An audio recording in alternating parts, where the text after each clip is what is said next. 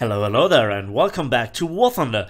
Today I want to have an in-depth look with a tank review on the Warrior, and this new really fun and strange looking infantry fighting vehicle classified as a light tank is the new rank 6 battle rating 8.0 Scout for the British, and it is such a game changer for the British because it brings so many aspects to, well, the British tech tree and the potential in the lineup that I think it's really worth having a look at.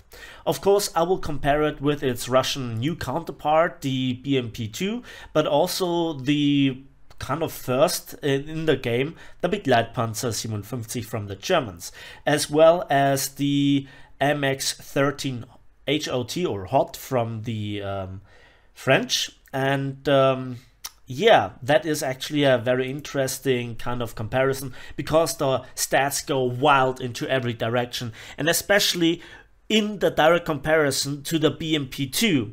The Warrior and the BMP-2 just can trade punches with each other all day long. Which is more effective on the battlefield, which fits a little bit better your own personal playstyle, is actually down to you and how you micromanage the tank. And it is very important to not just throw stats at you, but also interpret them and just show what it actually means in battle. I wanted to show you better gameplay, and I have good, fun, fast gameplay, and I have good battles, but the last battle, like the last result that I always want to show you, is an ace, at least an ace gameplay, at best survivor, and a win. Now this time it actually didn't work. I did have just a limited amount of time and I had very bad luck. My internet went wide. My internet went wild and I had a lot of stuff to do in real life as well, so that didn't work out particularly too well. Although being a very interesting and fun gameplay, it was not up to my standards, so I apologize for this. But you have to realize I have to play a lot for a proper tank review, and you know, making the spreadsheets, the Excel spreadsheets, and to gather the information, to talk with other people, it just takes time. So if there is now a gap in the video release, I apologize. That's the best that I could do. Now let's begin with the in-depth look at the Warrior. So the tank comes in two different kind of armor arrangements or armor styles. The first one is the stock one, where you have the entire hull being cladded in aluminum alloy 7039. The sight is 44.4 millimeters thick, it's flat, and we have some angled parts with 28.5 millimeters and 38.1. It will stop heavy machine gun rounds, but when it comes to the Soviet 14.5, when it comes to 20 millimeters at close range in particular, they can actually deal with the armor, but you actually can angle against this quite effectively. And the front of the tank 44.4 with 38.4, and the top in most parts with a decent angle. That will just deal with you know, APDS rounds if they hit you at a very weird angle, or if the APDS round comes from an autocannon or very small cannons like from 20 millimeters. There are also some weak spots here with only 10 millimeters and 4 millimeters on top of it, but honestly you should not rely on your armor. And the top is surprisingly thick actually for an otherwise lightly armored vehicle with 28.5 millimeters. So maybe the opponent doesn't have it that easy to just strafe you with machine guns. Of course, if they come at a perfect angle with a suicide run, then obviously they go through. But there you can see the armor isn't that particular. The turret, on the other hand, is rolled homogeneous armor, and it feels really squishy, and yeah, it's not very thick, and there are some flat parts. There are parts that are very angled, but in the hail of multiple autocannons with either APDS or APIT, or with other tanks just shooting you with hash heat or big AP shells or APDS, APFSDS, you get mostly hull broken anyways. That leaves us with the second armor style, which is a model a module, additional armor as a tier 4 module. And yeah, you have here done some composite side skirts of 70 millimeters, but they do not protect the entire side of the tank. They do not protect in any way, shape or form the turret, and I mostly played without it. It adds just 1 ton of extra weight to a otherwise relatively nimble tank, and so I think it mostly slows you down. Yes, there might be some situations where you might get hit with a hash shell and it prematurely detonates and you survive that hit, or some SPA just shoots you for a short burst here and you survive it. Yes, but effectively for the majority of battles it will not help you. As well as this one, which is also composite armor.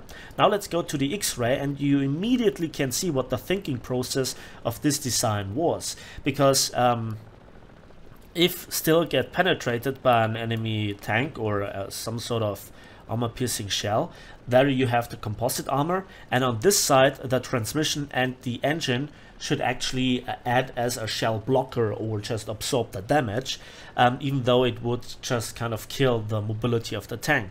In War Thunder this will result in a hull break, and yeah, this one, it also doesn't really protect you against anything. Yes, again, same discussion, low caliber autocannon APDS rounds or APIT rounds from an SPA, maybe, yes, but everybody just has to shoot the turret.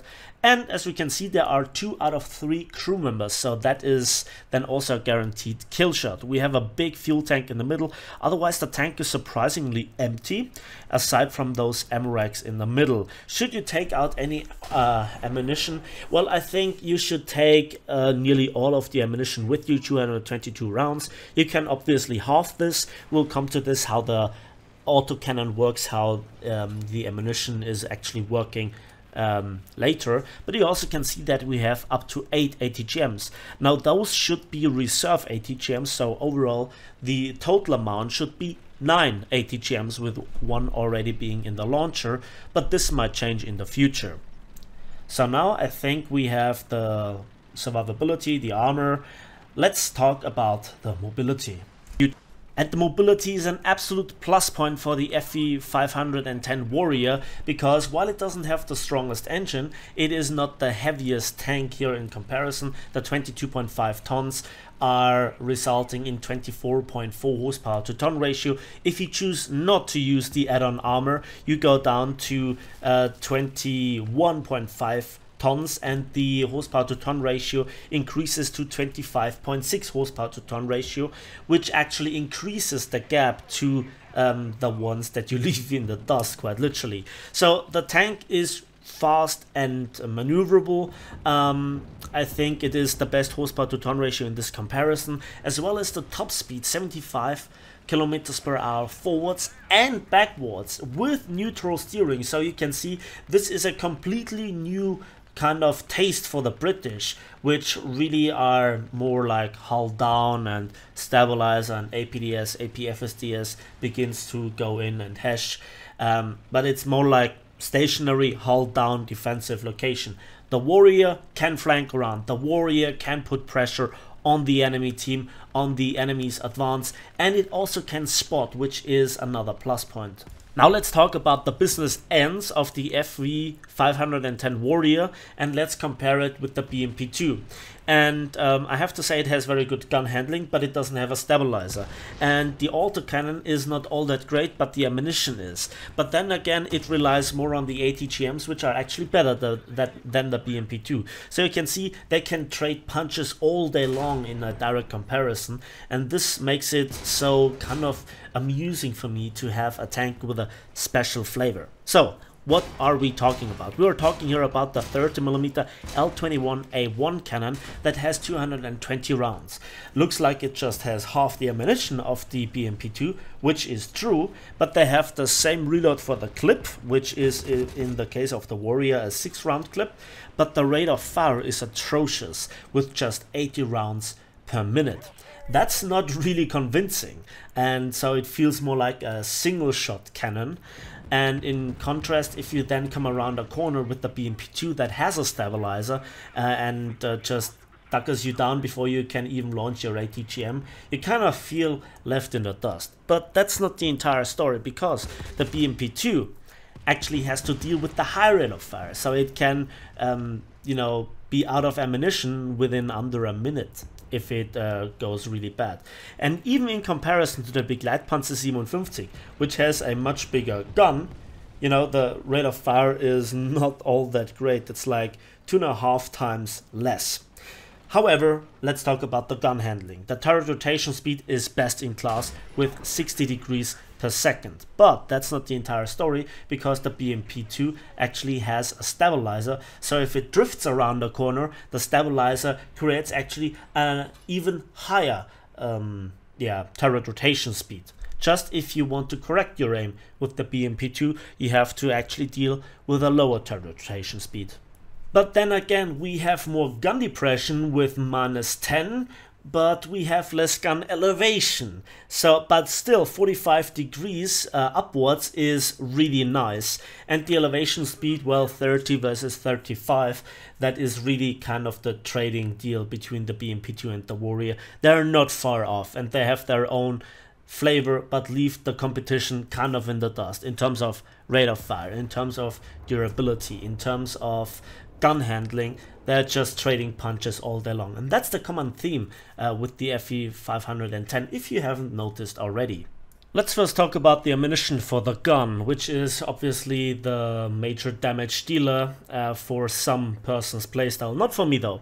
The default belt is a mixture of armor-piercing incendiary and high-explosive incendiary tracer shells. So you can shoot down aircraft with it if you can deal with the low rate of fire, but you also can deal great damage with the armor-piercing incendiary splash damage inside, much like a very small armor-piercing high-explosive shells. 60mm of penetration is less than the BMP2's stock belt, which has 67mm of penetration, but it's a pure AP shot and not an armor-piercing incendiary shot.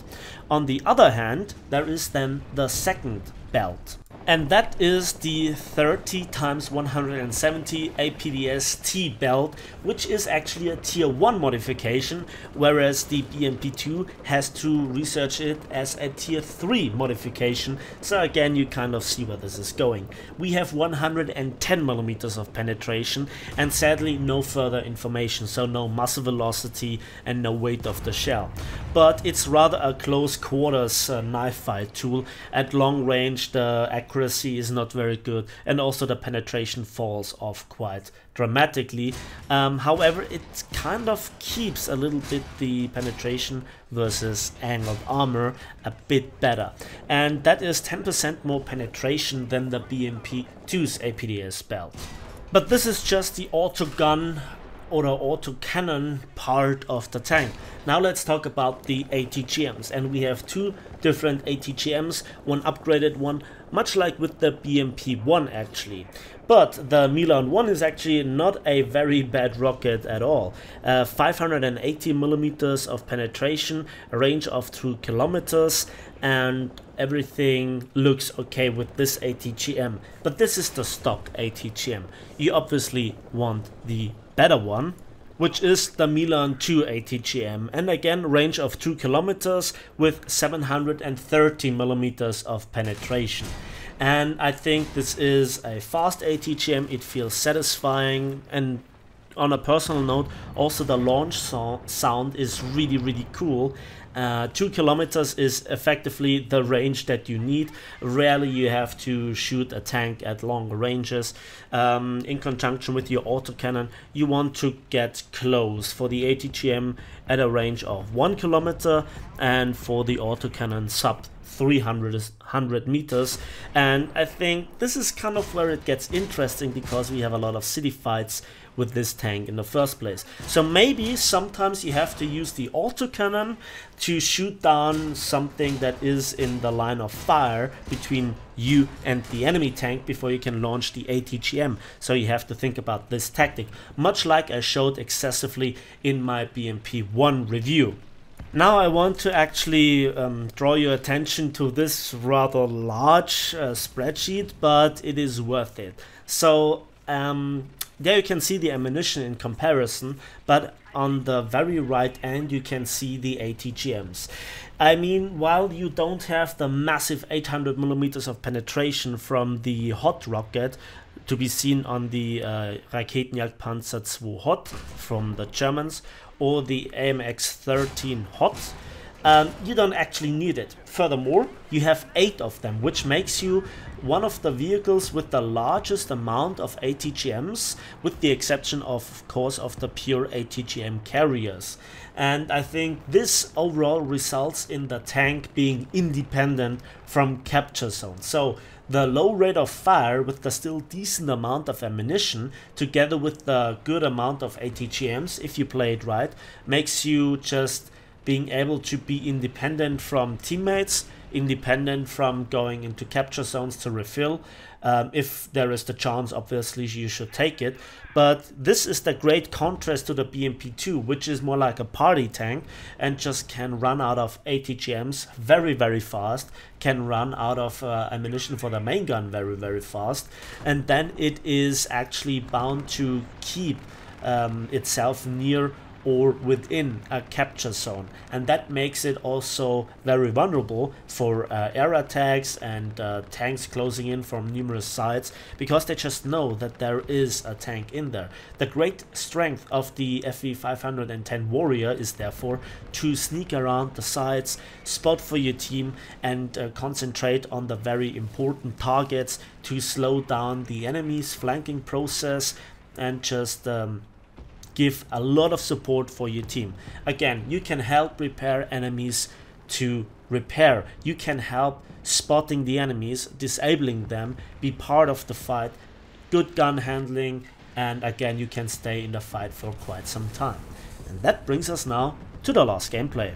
Now this is the final gameplay on the American Desert map, a map that I particularly don't like that much. It's too small, and we are at our first capture zone. I already smoked up and I replenish here the smoke launchers. So I think the overall tactics that I want to discuss with you are down to the fact that this is the first British high tier light tank that has the combination of that you can help your allies repair, much like the AVRE, but this is mostly the light tank class, to be honest. Then also you have Atgms that can even work at short ranges and ranges up to 2 kilometers, in contrast to the swing fire and the striker, which are very, very limited in their overall effective capabilities. And you have an autocannon, so you can also further scout. So you need to support your team. This is your job. This is where you are very, very effective. And again, this is the first British tank to be able to do so, unlike the Germans, which have the Begleitpanzer for a while, and now the TAM or TAM. And you know, I don't have to tell you anything about the Americans with their hordes of light tanks, especially from 6.7 onwards. And so how do you play this tank, at least in theory? Well, obviously it depends on the map. Not every map has the same capabilities. So you should use all your assets. You should use your mobility to flank, to hide, and to prepare an ambush. And then you need to stay kind of in stealth. So if nobody discovers you, just poke over a ridgeline and scout the enemies. And when then the time is right, and this relies on situational awareness and experience, then engage the enemies with side shots, with disabling shots, with focusing in particularly on the most dangerous enemy tanks. So if there is a mouse being angled, but you have a clean shot at the side ammo rack with the Atgm, take it. And if there is, let's say, an IS-7, you know, and you have the back of the turret, shoot it with an Atgm, especially if your team member that you try to help, at best, has not the capabilities to effectively deal fast with an IS-7 from the front, reliably. And also you should try to win the light tank battle. So especially the hordes of Soviet light tanks, BMP-1, BMP-2, Object 906 in particular, they are just so dangerous for your team and yourself. If you have the jump on them, you can easily deal with them. Although, you know, with the APDS, with their angled front plates, you have to concentrate on disabling shots or just sacrifice an ATGM, because, you know, only a dead Soviet light tank is a good Soviet light tank. Much like the Leopards. So here I saw a mouse and actually smoked up because I didn't want to get hull broken, and I was fast enough to actually hide here in my smoke cloud, or he just didn't see me. And I am already capturing another point. This is now my second one, with more to come. Then the big question is, how do you deal with an enemy tank? Again, this is down to the situation. Is that tank alone? Is he aware of you, or just does he drive by, which is the best situation? Hello there. You know, just like those. You can try the disabling shot. Here I went for the driver.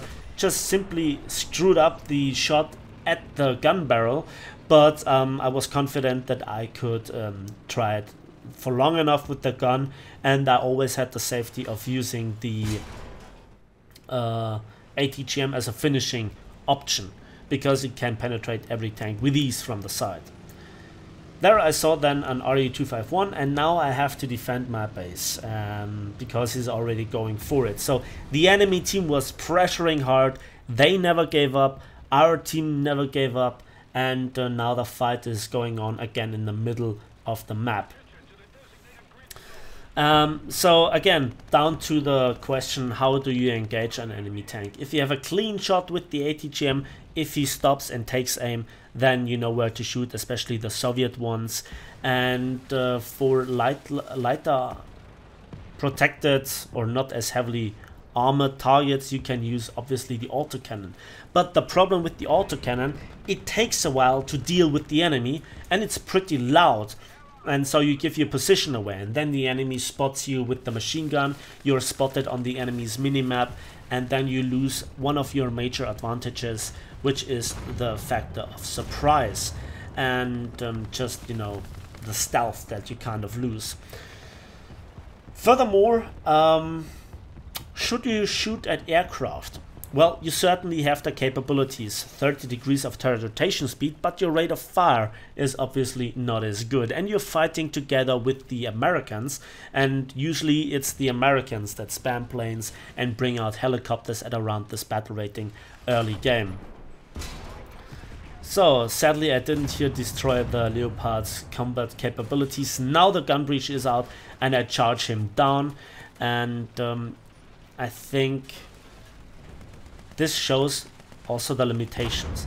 Now this shot is always important to set the engine on fire, to just simply interrupt his repair, and maybe if you're lucky enough, then you also can kill some crew in the fighting compartment.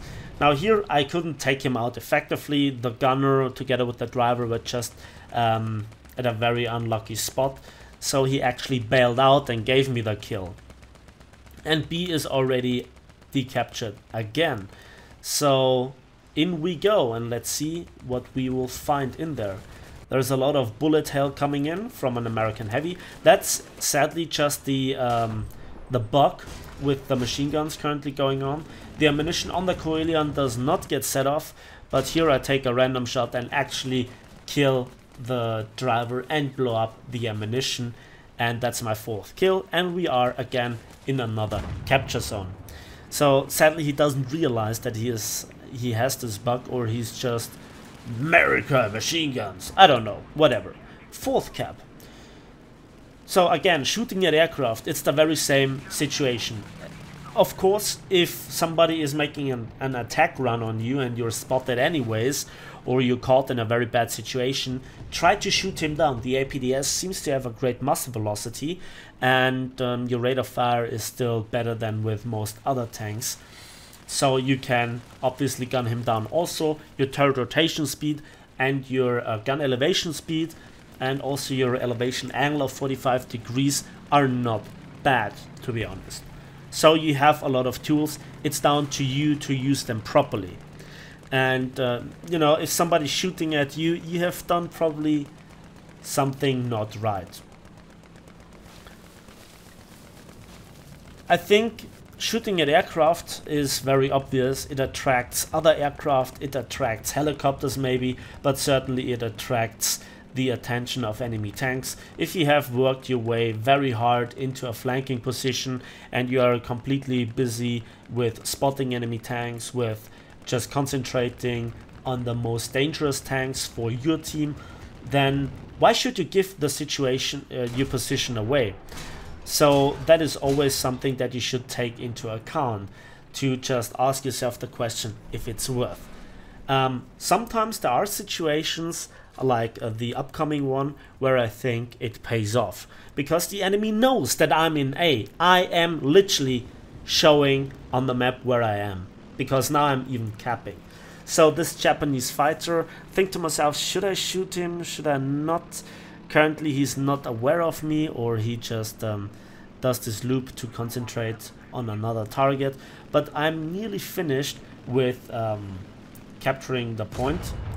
That shot was bad, and this was sadly now my capture point ace, or gladly, but sadly it's not enough, because B is already again captured by the enemies. So now what do I do? Well, I still have 6 ATGMs. I don't know when I will get caught out in the open. Now the aircraft is making an attack run. Don't see where he's going. Where is he? There he is. Come on, come on, come on, take the lead. Come on, careful aim. There we go. Good job. So you have to train it, but when it works, it's also sweet. That's actually 5 kills, 5 caps, and an aircraft. And a lot of spotting, a lot of support for my team. I think I've done my job. But now you can see on the minimap there is now actually an enemy tank so close to our spawn that he gets, I guess you can call it, proximity spotted by the capture zone area, and I just want to hunt him down. He is threatening the supplies, and am I the last tank on my team? Oh god. So I have no idea where he is, where he comes from, and what I can do about it. There is now a tank decapping A. He gets attacked, but oh, Panther 2, and we get a good hit into him. Sadly, the gun barrel or the gun bridge is not out, but his turret ring is jammed. And the question is now, can I get in for the finishing shot? I scout him for myself, and that was just a close miss. So what was that? Where is the enemy tank? Where is he? He must be behind the house. Kind of difficult English it is, yeah. Again, aircraft spotting here, the enemy tanks, there are at least 2. I don't know if something is coming my way, if something is coming from the rear. And hello there, is that a Leopard? Come on, come on, come on. Where is he? There he is. And that was a one-shot. At this point, I took no chances. I have the ATGMs. If I get 3 more kills out of it, that would be also sweet. But Tiger 2H said no. And this was a game with 5 capture zones, 1 aircraft, and 6 tanks killed, with 3,300 score points. Let's have a look at the results. And so we are first in place on our team, and we did a lot of work, but we lost the battle. So under 40,000 silver lines and not even 4,000 modification or vehicle research points. That's kind of heartbreaking. It could have been such a monstrous battle. Nevertheless, that's a good point to end the tank review on the Warrior, a tank that I really like and recommend you to get and play and have fun in it. That's it for me today. Thanks for watching. Thanks for listening. Please give this video a like if it did. Subscribe if you want to see more. Let me know in the comment section what you think about this tank, and we'll see each other in the skies and on the battlefields of War Thunder.